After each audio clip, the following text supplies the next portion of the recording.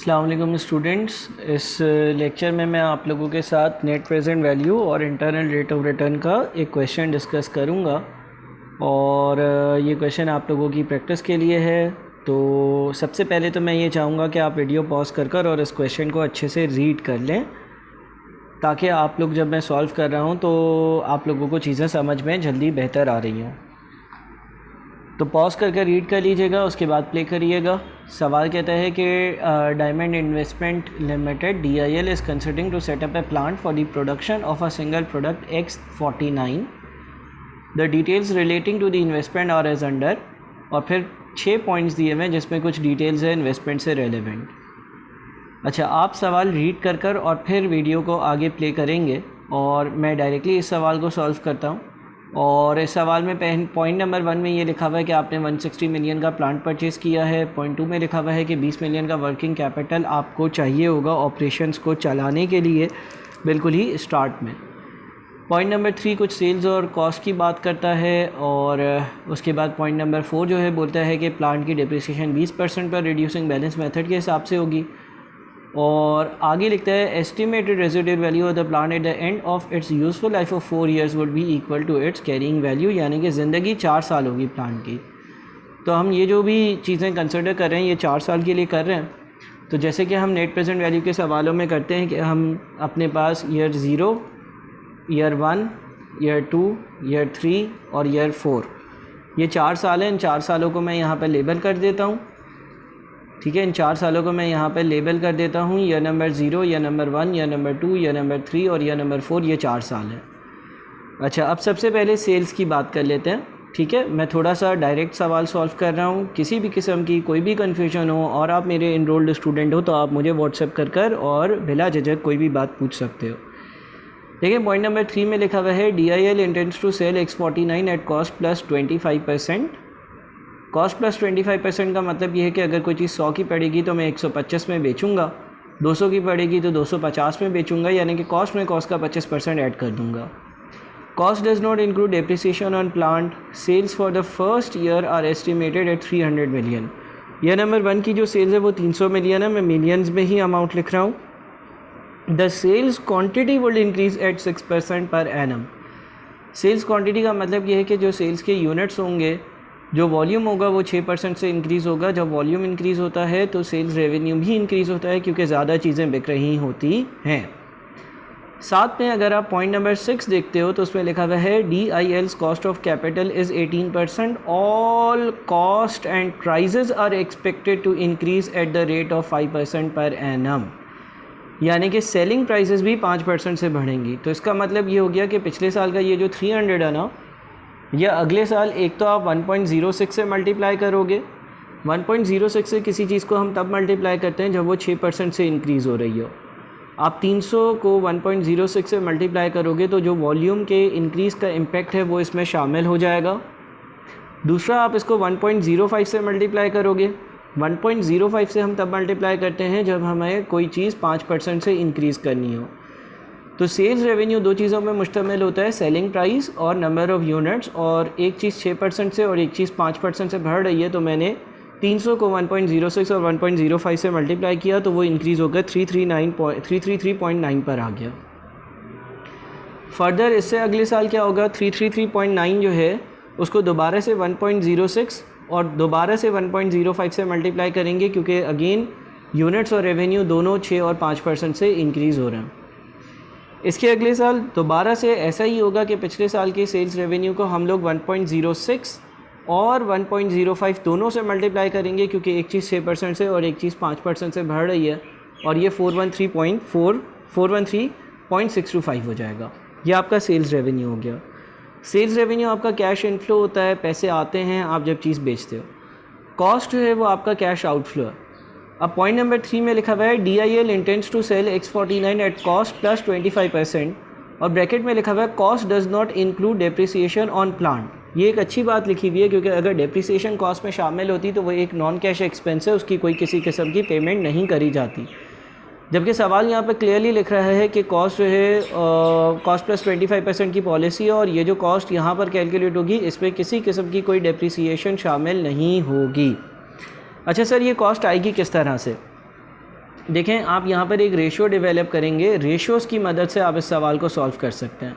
देखें अगर कोई चीज़ आप 100 की ख़रीदते थे, अगर आप कोई चीज़ 100 की ख़रीदते हो, अगर आप कोई चीज़ 100 की ख़रीदते हो, तो इस रेशियो के हिसाब से आप उसमें 25% यानी कि 100 का 25% विच इज़ 25 ऐड करते हो, और आप उसको बेचते कितने में हो? आप उसको बेचते हो 125 में। ये रेशियो या ये हिसाब किताब चल रहा है। अगर कोई चीज़ आप 100 की ख़रीदते हो तो 100 में आप 25 ऐड करते हो और 125 में बेचते हो। आई रिपीट, अगर आप कोई चीज़ 100 की ख़रीदते हो तो 100 में आप 25 ऐड करते हो और 125 में बेचते हो। ये रेशियो या ये हिसाब किताब चल रहा है कि 100 में 25% ऐड होता है, कॉस्ट में 25% ऐड होता है और उसकी सेलिंग प्राइस 125 आ जाती है। अब यहाँ पर ये आपने आइडेंटिफाई करना है कि क्या ये 100 के बराबर है, यानी कि क्या ये कॉस्ट है, क्या ये 300 जो है वो 25 के बराबर है, यानी कि क्या ये प्रॉफिट है, या क्या ये 300 जो है वो 125 के बराबर है, यानी कि सेलिंग प्राइस है। तो इस रेशियो की मदद से आप कोई भी सवाल इसी तरह का सॉल्व कर सकते हैं। ये 300 जो है क्योंकि वो सेलिंग प्राइस है, वो 100, 25 और 125 अगर ये रेशियो हो कॉस्ट का, प्रॉफिट का और सेलिंग प्राइस का, तो ये सेलिंग प्राइस है और 125 हिस्सों के बराबर है।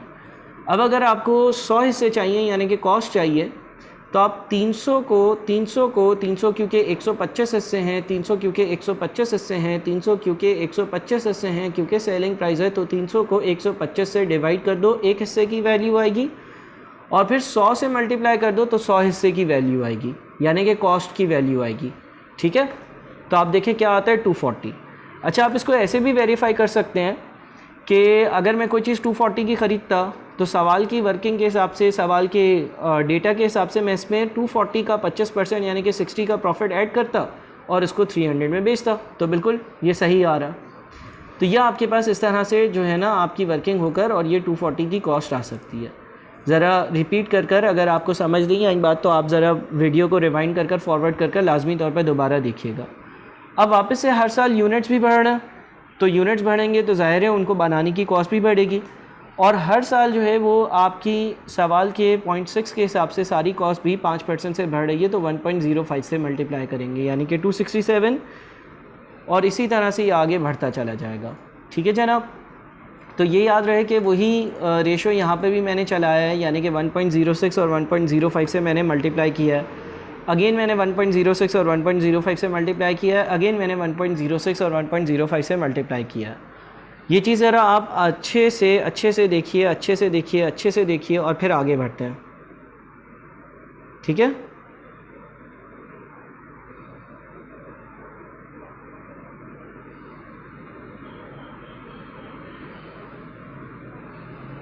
अच्छा जी, तो ये हमारी पहली वर्किंग हो गई।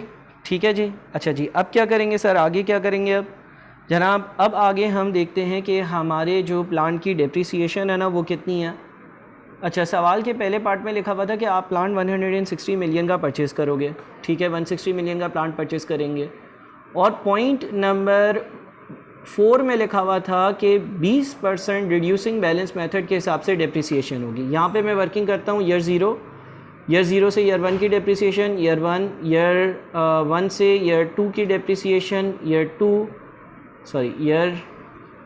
फिर ईयर 2 से लेकर ईयर ज़ीरो से 1 की डेप्रिसिएशन, ईयर 1 आया, ईयर 1 से 2 की डेप्रिसिएशन, फिर ईयर 2 आया, फिर ईयर नंबर 2 से ईयर नंबर 3 की डेप्रिसिएशन, फिर ईयर नंबर 3 आ गया, फिर ईयर नंबर 3 से ईयर नंबर 4 की डेप्रिसिएशन, और फिर ईयर नंबर 4 आ गया। अच्छा, आपने प्लान कितने का ख़रीदा? आपने प्लान 160 मिलियन का ख़रीदा है। एग्रीड, 160 मिलियन का ख़रीदा है, बिल्कुल ऐसा ही है। पहले साल की 20% की डेप्रिसिएशन होगी तो इसका 20% ले लेते हैं। इसका जब हमने 20% ले लिया तो 160 में से 32 माइनस किया, नेट बुक वैल्यू आ गई। रिड्यूसिंग बैलेंस मेथड में नेट बुक वैल्यू का ही 20% लेते हैं, तो अगली बार भी 20% लिया। अब आपने 128 में से 25.6 माइनस किया, 102.4 आ गया। 102.4 आ गया, आपने इसका 25%, इसका 20% लिया, अगली डेप्रिसिएशन आ गई। फिर आपने पिछली नेट बुक वैल्यू में से डेप्रिसिएशन को माइनस किया, नई नेट बुक वैल्यू आ गई। इसका आपने 20% लिया, ये अगली डेप्रिसिएशन आ गई, और फिर ये इसमें से इसको माइनस किया तो हमारी नेट बुक वैल्यू आ गई। तो इसका मतलब ये हो गया कि हमने डेप्रिसिएशन कैलकुलेट कर ली। डेप्रिसिएशन कितनी है? डेप्रिसिएशन जो पहली बार आप चार्ज करोगे अपनी बुक्स में 20% के हिसाब से वो है 32, ये एक एक्सपेंस है, ठीक है ना, 32। उसके बाद अगली आपकी 25.6 है, ठीक है। उसके बाद उससे अगली आपकी जो है अल्लाह भला करे 25.6 के बाद 20.48 है, और उसके बाद उससे अगली जो है वो आपकी 16.38 है। ठीक है जी, ये सारी की सारी हमारी डेप्रीसिएशंस हो गई। अच्छा जी, इन डेप्रीसिएशंस के बाद मेरा नेट प्रॉफिट आ सकता है। आप सवाल का डेटा पढ़कर सवाल को कंटिन्यू करिएगा। मुझे तो सवाल का डेटा पता है, इसीलिए मुझे पता है कि और किसी किस्म की कोई कॉस्ट नहीं है। तो ये मेरी जो नेट प्रॉफिट्स की वैल्यू आनी चाहिए 28, 41.18, 53.85 और 66.34 आ गई। टैक्स का रेट 34% है, तो हम क्या करेंगे कि हम ये जो नेट प्रॉफिट आ रहा है इसका हम 34% ले लेंगे, और इसी तरह से हर बार मैंने 34% ले लिया। ठीक है, और इसके बाद हमारे पास प्रॉफिट आफ्टर टैक्स आ जाएगा। प्रॉफिट आफ्टर टैक्स कैसे आएगा? Profit after tax net profit में से आपने टैक्स जो है वो माइनस किया 18.48। ठीक है, 18.48 के बाद आपके पास जो है वो 27.18, 35.54 और 43.79, ये आपका प्रॉफिट आफ्टर टैक्स आ गया। अच्छा, ये जो आपका प्रॉफिट आफ्टर टैक्स आया, याद रहे ये कैश फ्लो नहीं है, ये कैश फ्लो नहीं है। इसमें हमें डेप्रिसिएशन को दोबारा से ऐड बैक करना होगा, क्योंकि depreciation is a non cash expense. तो सर डेप्रिसिएशन को माइनस क्यों किया था? डेप्रिसिएशन को इसलिए माइनस किया था ताकि मेरे पास नेट प्रॉफिट आए या प्रॉफिट बिफोर टैक्स आए जिस पे मैं टैक्स अप्लाई कर सकूँ। जब मेरे पास प्रॉफिट आफ्टर टैक्स आ गया, देखो अगर मैं डेप्रिसिएशन माइनस नहीं करता ना, अगर मैं डेप्रिसिएशन माइनस नहीं करता तो प्रॉफिट बिफोर टैक्स नहीं आता। प्रॉफिट बिफोर टैक्स नहीं आता तो टैक्स की वैल्यू नहीं पता चलती, क्योंकि वो प्रॉफिट बिफोर टैक्स पे डिपेंड करती है। लेकिन जब मैं प्रॉफिट आफ्टर टैक्स पर आ गया तो अब डेप्रिसिएशन क्योंकि एक नॉन कैश एक्सपेंस है और नेट प्रेजेंट वैल्यू में हमें जो है वो कैश फ्लोज को अकाउंट फॉर करना होता है, तो इस डेप्रिसिएशन को मुझे ऐड बैक करना पड़ेगा। सर इसके अलावा क्या करना पड़ेगा? इसके अलावा आपकी जो इनिशियल इन्वेस्टमेंट है, इनिशियल इन्वेस्टमेंट जो है वो आपकी 160 मिलियन की है, वो आपका कैश आउटफ्लो है। इसके अलावा आपके पास वर्किंग कैपिटल है, वर्किंग कैपिटल जो आपने इन्वेस्ट किया था वो 20 मिलियन है। अच्छा, वर्किंग कैपिटल के साथ ये अजम्पशन होती है कि जब आपका प्रोजेक्ट ख़त्म होगा तो पूरा का पूरा वर्किंग कैपिटल रिलीज़ हो जाएगा, यानी कि यह नंबर 4 पर भी 20 मिलियन रुपए आना चाहिए। इसके अलावा आप अगर पॉइंट नंबर 4 देखते हो तो लिखा हुआ है the plant will be depreciated at a rate of 20% under the reducing balance method. Tax depreciation is to be calculated on the same basis. Estimated residual value of the plant at the end of its useful life of 4 years will be equal to its carrying value. Carrying value का मतलब ये है कि 65.54, और इसका मतलब ये है कि वो ये कहता है कि जब आप 4 साल के बाद प्रोजेक्ट बंद कर और ये प्लांट बेचोगे तो आपके पास जो रेजिडुअल वैल्यू आएगी, यानी कि जो दोबारा से पैसे आएंगे इस प्लांट को बेचकर कैश इनफ्लो होगा, इसकी स्क्रैप वैल्यू के ज़रिए वो 65.54 होगा, क्योंकि उसने ये लिखा हुआ है कि जो रेजिडुअल वैल्यू होगी वो उसकी रिटन डाउन वैल्यू के बराबर होगी, कैरिंग वैल्यू के बराबर होगी। कैरिंग वैल्यू कह लो, रिटन डाउन वैल्यू कह लो, नेट बुक वैल्यू कह लो, उसके बराबर होगी, तो 65.54 ही आएगा। अब हमारे पास मेरे ख्याल में नेट कैश फ्लोज़ हमारे आ गए हैं। नेट कैश फ्लोज़ देखते हैं। नेट कैश फ्लोज़ मैं अगर लिखूं तो जनाब नेट कैश फ्लोज़ आपके पास यहाँ पे लिख लेते हैं। ठीक है जी, ये आपने 180 50.48, ठीक है, उसके बाद 52, उसके बाद 56 और इसके बाद 145। अच्छा जी, आपका कॉस्ट ऑफ कैपिटल 18% था, तो आपके जो डिस्काउंट फैक्टर्स कैलकुलेट होंगे एट 18%, डिस्काउंट फैक्टर जो 18% के हिसाब से कैलकुलेट होंगे 1 डिवाइडेड बाई 1 + 18% पावर 0। ठीक है, इसी तरह से 1 divided by 1 + 18% power 1, 1 divided by 1 + 18% power 2, 1 divided by 1 + 18% power 3, 1 divided by 1 + 18% power 4, और ये हमारी प्रेजेंट वैल्यूज़ आ जाएंगी। प्रेजेंट वैल्यूज़ हमारी -180 × 1, और ये हमारी NPV नेट प्रेजेंट वैल्यूज़ होंगी। नेट प्रेजेंट वैल्यूज़ जो है वो आ रही है हमारी, नेट प्रेजेंट वैल्यू कितनी आ रही है? अच्छा, इस सवाल में मैं कोई कॉन्सेप्ट डिस्कस नहीं कर रहा, क्योंकि पर्पज़ ये है कि मैं आप लोगों के साथ नेट प्रेजेंट वैल्यू का एक सवाल प्रैक्टिस करूं। कॉन्सेप्ट्स तो हमने अलग से डिस्कस करे हैं और करेंगे भी। तो मेरे ख्याल में ये 180, एक मिनट चेक करूँ, 50, 52, 56 और 145, और ये 0, 1, 2, 3, 4, और ये multiply multiply multiply multiply multiply और ऐड, तो 9.93 की हमारी नेट प्रेजेंट वैल्यू आती है 18% पर। यह हमारा पहला काम था। दूसरा काम है IRR ढूंढना। IRR के लिए हमें पता है कि अगर डिस्काउंट रेट जो है उसको इंक्रीज़ किया जाता है तो एनपीवी जो है वो डिक्रीज़ होती है, और आईआरआर वो परसेंटेज होती है जिस पे एनपीवी ज़ीरो हो। तो हम एक काम करते हैं, डिस्काउंट फैक्टर कैलकुलेट करते हैं एक नए रेट पर। लेट्स से हम डिस्काउंट रेट फैक्टर्स कैलकुलेट करते हैं 22% पर, और दोबारा से एनपीवी निकालेंगे तो 1 divided by 1 plus 22% power zero. ठीक है जनाब, फिर ये बन जाएगा पावर 1, पावर 2, पावर 3, पावर 4। और नई प्रेजेंट वैल्यूज़ कैसे निकालेंगे? नए वाले डिस्काउंट फैक्टर 22% के हिसाब से, और पिछले वाले कैश फ्लोज। ठीक है, और एनपीवी निकालते हैं। अच्छा जी, एनपीवी अब आ रही है नेगेटिव 6.54। अब आप आईआरआर वाला फॉर्मूला यूज़ करोगे। आईआरआर का जो मैंने आप लोगों को फॉर्मूला बताया हुआ है, देखिए यहाँ पर A% क्या होगा? A% हो गया आपका 18%। ठीक है, NPVA क्या हो गई?